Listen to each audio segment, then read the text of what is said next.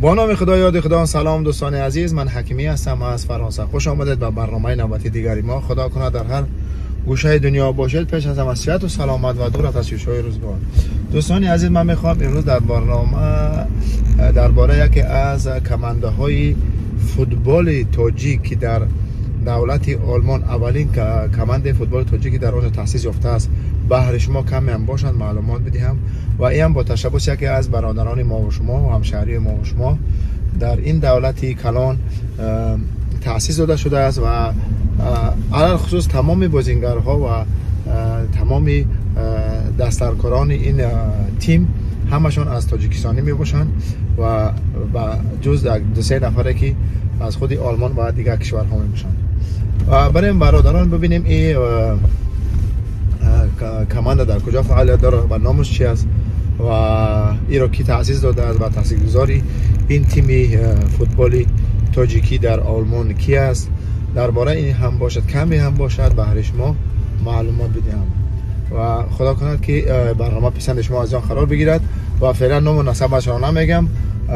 میرم در تا آخری برنامه را بیننده باشید و در برنامه خواهید دید که فهمید که درباره کی گپ رفته ایستاده است. دوستان عزیز، نگفتن اما کسانی که با حساب عائلوی یا فامیلی در دولت آلمان زندگی دارن میتونن بچه خودشون را بیارن از سین خورد از یک کلکس کرده سن یا که چی میگن اکادمی فوتبال تشکیل کردگیان از خردسالان سر کرده تا نوجوانان تا جوانان تا گفتی که پا کلان سالان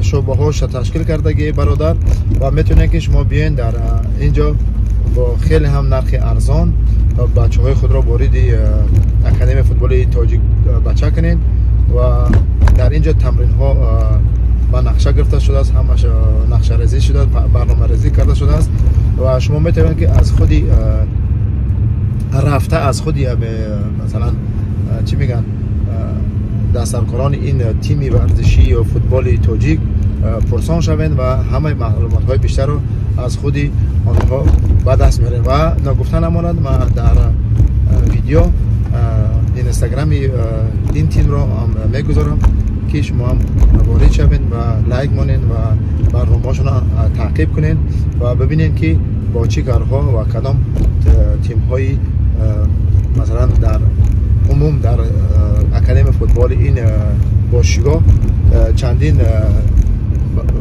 چی میگن چندین بخش های فوتبالی با سین و سال جریان داره و قبول کرده ایستاده است. نگفتن امانت برادر، دستگیری شما حتما ضرور است. دستگیری شما چی از لایک کردن، یک پدریسه کردن، یک کامنتر نوشتن و دیگر با دوستان خود فرستادن و هم خاطر تنبلی نکنید دوستان، بدرین لایک مونین در اینستاگرامشون، در کانال یوتیوب ما می برنامه رو هرچی بیشتر دیلیت کنید، کامنتر بنویسین و با دوستان خود بفرستید که تمام دنیا پخش شود و بدونن که تاجیکستانی ها هم در آلمان و در عموما در اروپا در ساحه ورزش گفتی ایرانی ها که دارن روز تا روز رشد و فعالیتشون رو بیشتر میکنن و بریم با هم این برنامه رو از نزدیک تماشا کنیم. لیتس گو. رفتیم سپختی. از اولین پارسا در تاریخ 17 ایول 2002 میلادی در ناحیه وخشی ولایت خطران تاجیکستان به دنیا آمده است و فعلا شهروند آلمان می باشد و اولین شده تیم فوتبال تاجیکی را در این دولت با نام تاج سپورت انروی تشکیل داده است و با لباس‌های سرخ و سبز با رمزی بیرق ملی تاجیکستان در لیگ هفتم آلمان هنرنمایی می‌کند. از اولین از آوان خردسالی در سر آرزوی فوتبالیست شدن را می‌پرورید و اینک و آرزوی خود رسید و با تشبث این برادر چندین نوجوانان تاجیک در دولت آلمان رو به این رشته آوردند و هنرنمایی می‌کنند و از هنر بالای خود به اینها درس می‌دهد. دوستان عزیز، این هم بود کمی معلومات درباره اولین تیم فوتبال تاجیکی در دولت آلمان. این برنامه را لایک کنید، هرچی بیشتر دیلیت کنید و کامنتر بنویسید. در آخر بریم با هم تماشا کنیم این چندین تمرین های این تیم و بازی های این تیم را و در آخر برنامه چندین نتایجی که این تیم به دست آورده است.